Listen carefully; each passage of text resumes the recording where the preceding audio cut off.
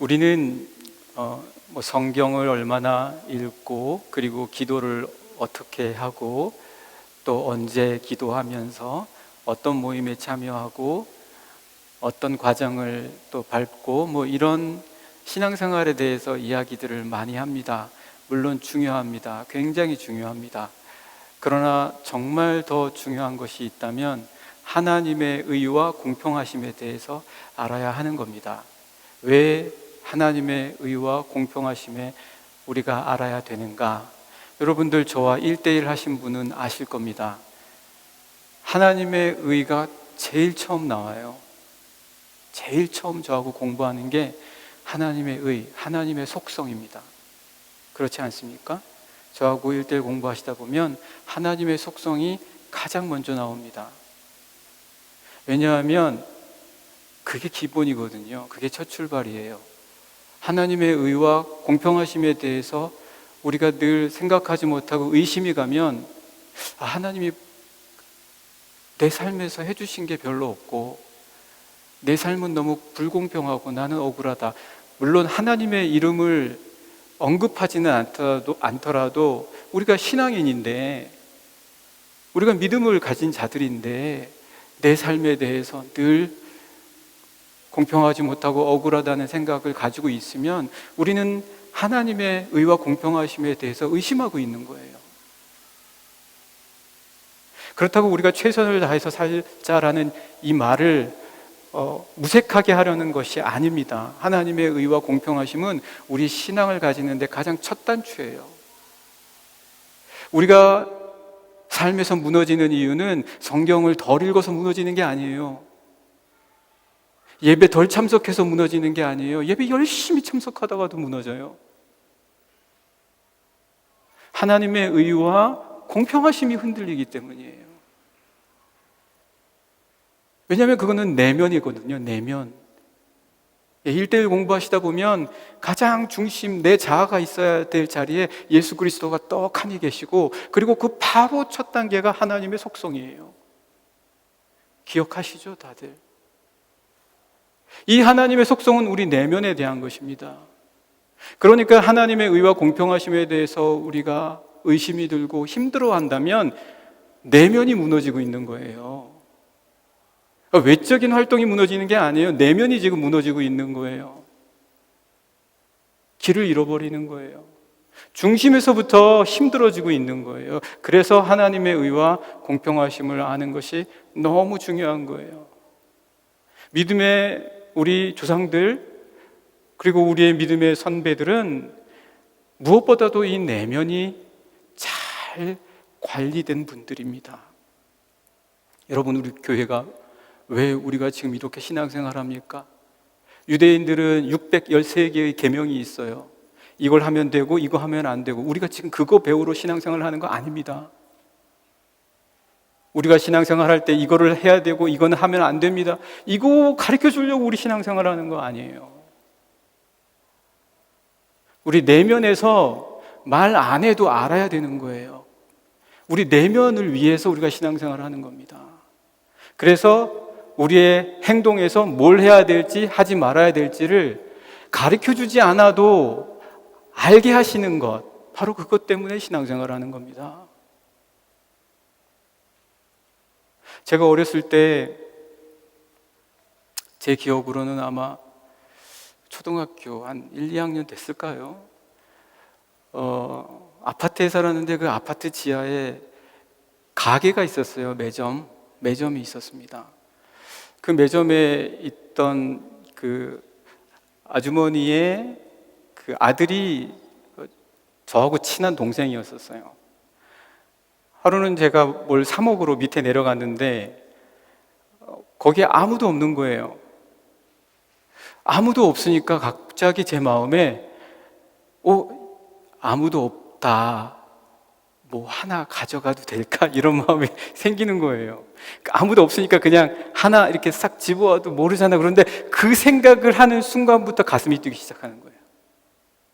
쿵쾅 아는 거예요. 하면 안 된다는 거 아는 거예요. 그런데 우리가 자라가면서 이거를 잃어버리는 거예요. 사도 바울이 얘기하잖아요. 고린도 교회 성도들에게, 야, 너희의 본성이 남자들은 머리를 기르면 안 되는 거. 제 아들이 요즘 머리를 기르고 있습니다. 예. 그리고 저희 아이가 들으면 안 되는데, 예, 저희 여성들은 머리를 짧게 하는 거는 아니 된다는 것을, 왜? 하나님의 영광 때문에 그렇다는 거죠. 오늘날하고는 문화적으로 차이가 있기 때문에 재해석해야 되는 부분이기는 하지만, 어쨌든 너희 본성이, 제가 말씀드리고자 하는 건 이거예요. 너희 본성이 알지 않냐? 우리가 뭘 해야 되고 하지 말아야 될지. 여러분, 유대인이 실패했다 그래요. 지금 사도 바울이 오늘 본문의 말씀 보면은 유대인은 실패했다라고 합니다. 율법으로 613개의 계명을 만들어 놓고 이거 해라 저거 해라 하고 계속해서 가르쳐 줬는데 메시아가 누군지를 분별을 못했어요.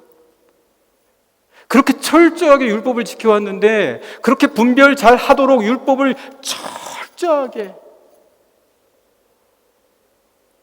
그런데 메시아를 분별을 못해요. 하나님의 뜻을 분별을 못한다는 거 아닙니까? 하나님이 뭘 좋아하시는지를 모른다는 거 아닙니까? 613개에 매여 있는 거예요. 부자 청년이 예수님께 나왔습니다. 그래서 물어요. 선한 선생님이요, 제가 무슨 일을 해야 제가 영생을 얻겠습니까? 그러자 예수님께서 말씀하시죠. 내가 어째 선한 일을 묻냐? 왜 이 일 때문에 영생을 얻는다고 생각을 하냐?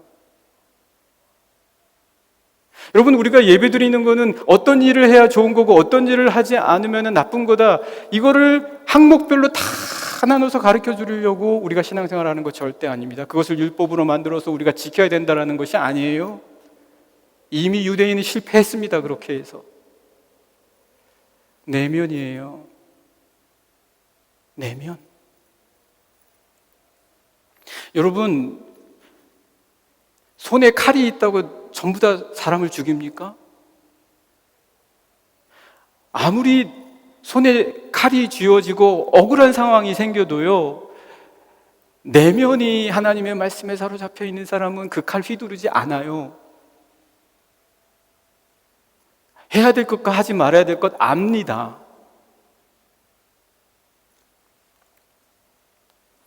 유대인들이 예수님을 너무 안 믿는 거예요. 너무 안 믿으니까 예수님께서 말씀하시죠.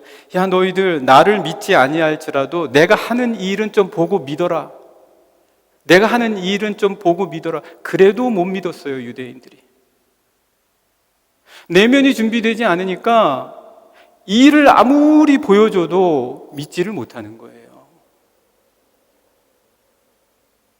여러분, 오늘 우리가 하나님의 의, 내면에 관한 것이라고 말씀드렸습니다. 이 내면은 성품이에요. 예수님의 성품을 닮아가는 거예요. 여러분, 우리가 잘 알아야 될 것은, 오늘 사도 바울이 유대인은 실패했다라고 얘기하면서 하나님의 의는 내면이라는 거예요. 하나님의 의는 내면이다. 오늘 말씀 잠깐 같이 읽어보시겠습니다. 1절에서 3절까지 같이 함께 읽겠습니다. 시작. 그런즉 유대인의 나음이 무엇이며 할례의 유익이 무엇이냐? 범사에 많으니 우선은 그들이 하나님의 말씀을 맡았음이니라. 어떤 자들이 믿지 아니하였으면 어찌하리요? 그 믿지 아니함이 하나님의 믿으심을 패하겠느냐? 이 유대인들이 할례도 받고 율법도 받고 하나님의 말씀을 맡았어요. 얼마나 귀한 겁니까? 그런데 실패하는 거예요. 그래서 사도 바울이 그럼에도 불구하고 그들이 3절의 말씀 보시면 믿지 아니하였잖아요. 믿지 아니하였음에도 불구하고 그들에게 유익이 있기는 있다. 그런데 이 유익은 그들의 유익이 아니다. 그들로 말미암은 유익이 아니다. 어떤 유익이냐? 하나님께서 미쁘시기 때문이다. 미쁘시다는 것은 변하지 않는 믿음이다라는 얘기예요. 여러분, 내면이 준비되어 있으면은 변하지 않습니다. 우리가 신앙생활하면서 하나님의 의에 목말라 하는 것은 변하지 않는 믿음의 모범이 바로 우리 예수 그리스도께 있기 때문입니다. 그 의를 우리 내면에 두어야 해요. 그래야지 우리가 어떤 상황에서라도 무엇을 하고 하지 말아야 될지 분별하실 수가 있어요. 그래야지 분별하십니다. 세상 분별하지 못할 많은 애매모호한 상황이 굉장히 많아요. 어떻게 그거 일일이 다 할 수 있습니까? 어떻게 그거를 일일이 샘플로 다 만들어서 정해놓을 수가 있어요? 우리 그리스도인들은 내면이 준비되어 있어서 어떤 상황에서는 무엇을 해야 할지를 그 의로 말미암아 할 수 있는 자들인 줄 분명 믿습니다.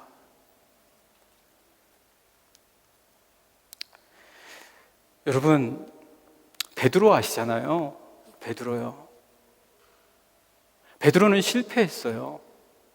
그러니까 실패하신 분들 다른 사람의 판단을 너무 보지 마십시오. 베드로 실패했어요. 예수님이 딱 말씀하시는 거예요. 너 3번 나를 부인할 거야. 베드로는 무너지는 것 같았겠죠. 남들 판단 보면 무너지는 거예요. 남들 판단 의식하며 무너지는 거예요. 베드로는 자기는 아니라고 부인하죠. 그만큼 이게 어마어마한 충격적인 예수님의 말씀이셨기 때문에 내가 이렇게 예수님을 사랑하는데 제가 예수님을 3번이나 부인한다고 있을 수 없는 거였죠. 근데 예수님이 이렇게 말씀하시는 거예요. 그렇지만 내가 너를 위해서 기도할 거고 너는 다시 회복되어서 오히려 형제들을 이끄는 자가 될 것이다. 그렇게 말씀을 해주세요. 예수님의 판단이에요. 예수님의 판단이에요. 여러분, 세상은 계속 우리 판단해요. 나도 내 자신을 판단해요. 아유, 바보같이 그때 왜 그랬을까? 정말 사람들이 나를 뭘로 보겠어? 어리석고 멍청하다. 이 판단 때문에 행동도 제대로 못해요, 우리가. 베드로는 어떻겠습니까? 베드로는 만약 예수님의 판단을 말씀해 주시지 않으셨다면 베드로는 회복되지 못했습니다. 여러분, 의의가 뭡니까? 세상의 판단이 의의가 아니에요. 그게 기준이 아닙니다. 예수 그리스도의 판단이 의의입니다. 여러분 믿으십니까? 예수 그리스도께서 판단해 주세요. 예수 그리스도께서 판단해 주십니다. 여러분, 우리의 자아는 자꾸 세상의 판단을 의식합니다. 그리고 우리의 자아는 자꾸 내 자신을 판단해요. 예.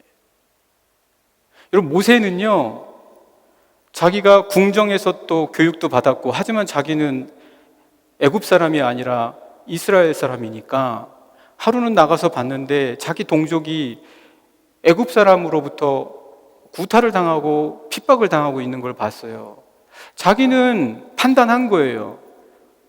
내가 내 민족을 위할 수 있는 길은 내 민족을 폭행하는 죄를 없애는 거다 생각하고 살인을 저질렀죠. 자기는 의롭다고 생각한 거예요. 그런데 그 다음날 동족끼리 싸우고 있을 때 가서 그 싸움을 말리니까 그 중에 한 사람이 네가 사람 죽인 살인자가 어디 여기 와서 재판정을 하려고 하냐 이렇게 말하면서 큰 충격을 받죠. 왜? 자기는 의라고 생각했어요. 자기는 자기 나름대로 판단을 한 거예요. 그 판단이 꺾이기까지 40년을 광야에서 이후의 시간을 보냅니다. 여러분, 내 판단이 맞다라고 생각 다 하실 거예요. 맞을 때도 있겠죠. 그러나 내 판단이 아닌 예수님의 판단을 의지할 때까지 하나님께서는 우리를 하나님만 의지할 수 있도록 이끌어 주세요. 오늘 말씀 한번 잠깐 보실까요? 네, 4절 말씀 같이 한번 보시겠습니다. 4절 읽겠습니다. 시작. 그럴 수 없느니라. 사람은 다 거짓됐다. 사람은 다 거짓된 거예요.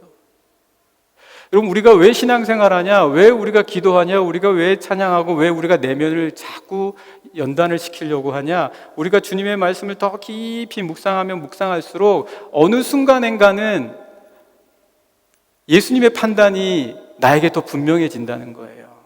내 판단이 잘못됐다라는 것이 떠오르게 된다는 거예요. 판단할 당시에는 잘 몰라요. 판단할 때는 내가 다 맞는 것 같아요.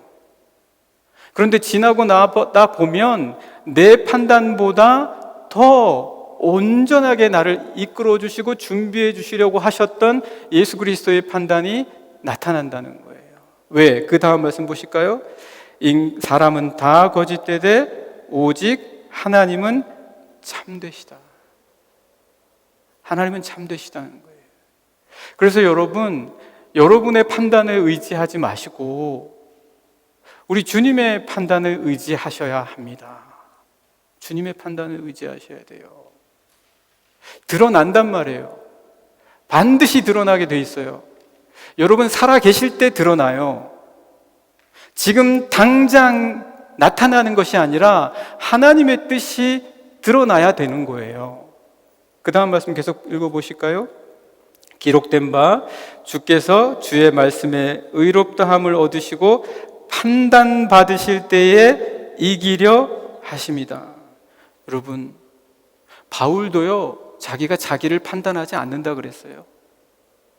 바울이 나도 나를 판단하지 않겠다. 왜냐하면 우리가 우리 스스로를 판단하는데 굉장히 실수가 많아요. 때로는 우리를 과대평가하기도 하고 때로는 우리를 스스로 자학을 하기도 하고. 인간은 다 거짓돼요, 여러분. 맞는 것 같지만 틀린 게 너무 많다는 거예요. 그래서 여러분의 판단을 하나님께 맡기는 것, 그 하나님의 판단이 반드시 드러난다는 것, 이게 의예요. 이게 의입니다. 세상의 판단이 의가 아니라는 거예요. 우리 그리스도인들의 의는 하나님의 판단, 이것이 의다라는 것을 여러분 꼭 기억하시면 좋겠습니다. 결국은 하나님 판단을 의지해야 됩니다. 다윗 보세요. 여러분, 다윗 시편 51편 4절 말씀 한번 같이 읽어보실까요? 시편 51편 4절입니다. 같이 읽겠습니다. 시작. 내가 주께만 범죄하여 주의 목전에 악을 행하여 싸우니 주께서 말씀하실 때에 의로우시다 하고 주께서 심판하실 때에 순전하시다 하리이다. 이 시편의 말씀은 뭐냐면 다윗이 밧세바와 범죄한 다음에 고백한 시편 말씀이에요. 오늘 본문 4절에 나와서 있는 사도 바울이 바로 이 말씀을 인용한 거예요. 왜 이 말씀을 인용했냐? 여러분, 다윗은 왕이에요. 왕이 한 사람 죽이고 아내를 뺏어오는 게 그 당시에 어려운 일입니까? 그리고 그렇게 한 뒤에 신하들이 왕이여, 왕은 잘못했습니다. 판단한 사람 하나라도 있었습니까? 사무엘서와 열왕기서를 다 읽어보십시오. 신하들은 아무 말도 못했어요. 사람의 판단이 그렇다고요. 사람이 잘못됐습니다라고 판단한 사람은 아무도 없었어요. 나단 선지자가 하나님의 말씀을 받아서 전했어요. 하나님의 판단을. 여러분, 그리고 나서 다윗이 이 시편 51편 지은 거예요. 뭐라고 얘기합니까? 내가 주께만 범죄했습니다. 이 말씀의 의미가 뭡니까? 사람들한테는 죄를 안 범했다고요? 우리한테는 죄를 안 범했다고요? 그 의미가 아니죠. 그 의미가 아니라 내가 주님의 판단 앞에 서니 그야말로 내가 죽일 놈입니다라는 얘기 아닙니까? 사람들은 아무 소리야 못해요. 판단을 못한단 말이에요. 여러분들이 받는 판단이 다 제대로 된 판단 같으세요? 여러분들한테 좋은 말 해주고 싶은 사람은 좋은 판단만 해줄 거예요. 여러분들한테 싫은 말 해주고 싶은 사람은 싫은 판단만 해줄 거예요. 하나님의 판단을 찾으시라고요. 하나님의 판단을 의지하시라고요. 세상의 판단도 귀담아 들을 필요 있지만 거기에 여러분을 자학하거나 거기에 너무 믿고 의지하지 말란 말이에요. 하나님의 판단을 의지하시라는 거예요. 다윗이 그 얘기하는 거예요. 내가 죽게 주 앞에 서니 저는 범죄자입니다. 오직 주님이 저에게 순전하다고 말씀하셔야지만 저는 순전해질 수 있습니다. 그 고백을 하는 겁니다. 여러분, 이게 의예요. 하나님의 판단이 우리에게 의를 주신다. 세상의 판단도 여러분 귀담아 들으시되 진짜 우리에게 판단을 주시는 분은 우리 하나님이십니다. 믿으십니까? 여러분, 바울이 지금 무슨 말 하려고 하는 겁니까? 바울이 판단은 하나님이 하시고 또 내면이 중요한 거니까 마음대로 살아라, 그 얘기하는 겁니까? 마음대로 살아도 괜찮다. 어차피 내면의 문제고 판단은 세상이 아니라 하나님이 해주시는 거니까 마음대로 살아라. 이렇게 바울을 욕하는 사람이 있었다는 거예요. 오늘 말씀 같이 한번 읽어볼까요? 네, 5절부터 8절까지 같이 읽겠습니다. 시작. 그러나 우리 불의가 하나님의 의를 드러나게 하면 무슨 말 하리요? 내가 사람의 말하는 대로 말하노니 진노를 내리시는 하나님이 불의하시냐? 결코 그렇지 아니하니라. 만일 그러하면 하나님께서 어찌 세상을 심판하시리요? 이 말은 뭐냐면, 내가 거짓말을 하고 불의를 하면 할수록 하나님이 영광스럽게 되니까 나는 마음대로 살겠다. 내가 지금 그런 말 하는 것처럼 들리냐? 바울이 그렇게 얘기하는 거죠. 그래서 계속 7절 말씀 읽겠습니다. 시작. 그러나 나의 거짓말로 하나님의 참되심이 더 풍성하여 그의 영광이 되었다면 어찌 내가 죄인처럼 심판을 받으리요? 또는 그러면 선을 이루기 위하여 악을 행하자 하지 않겠느냐? 어떤 이들이 이렇게 비방하여 우리가 이런 말을 한다고 하니 그들은 정죄받는 것이 마땅하니라. 우리가 교회에서 내면의 문제입니다, 하나님의 판단이 중요합니다 라고 하니까 그럼 막 살자는 얘기냐? 이렇게 오해를 하는 경우가 있단 말이에요. 바울이 하고자 하는 얘기가 뭐냐? 바울이 하는 얘기, 오늘날의 여러분 가장 큰 문제는 죄의식의 양극화입니다. 죄의식의 양극화. 어떤 사람은 지나친 죄의식으로 자신을 자학해요. 사람들 앞에 나서는 것도 무서워해요. 지나친 죄의식으로 자신을 자학한다. 어떤 사람은 죄를 밥 먹듯 범하면서도 죄의식을 전혀 느끼지 않아요. 다른 사람은 옆에서 분노하는데 본인은 아무런 상관도 안 해요. 죄의식의 양극화. 죄의식을 전혀 느끼지 못하는가 하면 죄의식을 너무 느껴서 죄의 노예가 되는 거예요. 유대인들이 어떻게 했습니까? 제사를 끊임없이 드린 이유가 뭐예요? 자기가 정결하지 못하다는 거 아니에요. 계속해서 동물의 피로 제사를 드리는 이유가 뭐예요? 정결하지 못하다는 거 아닙니까? 자기는 깨끗하지 못하다는 거잖아요. 죄의식을 그만큼 잘 느꼈다는 거예요. 그렇다고 율법 없이 살면서 죄를 짓게 해서 인간의 무능함을 드러내야 하나님께서 영광을 받으신다, 이게 바울의 의도이겠습니까? 바울이 하고자 하는 말은요, 뭐냐면 율법을 지켜가면서 자신의 죄의식을 많이 느끼든지 아니면 죄의식 없이 정말 마음대로 살든지 율법 없이 살든지 이게 중요합니다. 바울이 말하고자 하는 바는 똑같다는 거예요. 똑같이 죄인이라는 거예요. 이 세상에 의인은 없나니 하나도 없으니 모두가 다 하나님의 영광에 이르지 못했다. 율법 지키면서 나는 의롭다라고 생각하면 역시 죄인이에요. 모두가 다 죄인이라는 얘기예요. 왜요? 우린 다 따라서 하고 있어요. 흉내내고 있어요. 아담을 다 따라하고 있다고요. 아담을요. 우리 인간 안에는 프로토타입이라는 게 있어요. 이거를 아도르노는 뭐라고 얘기했습니까? 미메시스라고 얘기했죠. 미메시스. 어떤 사람이 예술 작품을 그리면 그가 그냥 막 그리는 게 아니에요. 뭔가 자기가 흉내내고 싶은 것을 자기의 머릿속에서 이미 주어진 프로토타입에 의해서 그려내는 거예요. 마치 유전자처럼. 인간에게는 하나님께서 지으신 양심이라는 게 있어요. 그런데 그 양심이 타락 이후에 다 누구를 따라합니까? 아담을 따라간다고요. 그래서 예수님께서 바울이 지금 하고 있는 얘기가 뭡니까? 따라하는 것을 바꿔야 된다라는 거예요. 따라하는 걸 바꿔야 된다. 그래야 내면이 바뀌고, 그래야 의가 무엇인지를 알게 되고, 그래야 우리가 하나님의 판단을 의지하게 된다. 따라하는 걸 바꿔야 된다. 누구에게로 바꿔야 됩니까, 여러분? 예수님을 따라하라는 거예요. 예수님을 따라 할 수 있는 것, 그게 의입니다. 여러분, 오늘부터 여러분 꼭 생각하십시오. 내가 뭘 하고 뭘 하지 말아야 되고 잘 알고 그것을 마치 율법처럼 한다고 해서 의가 절대 아니다라는 것을 꼭 명심하십시오.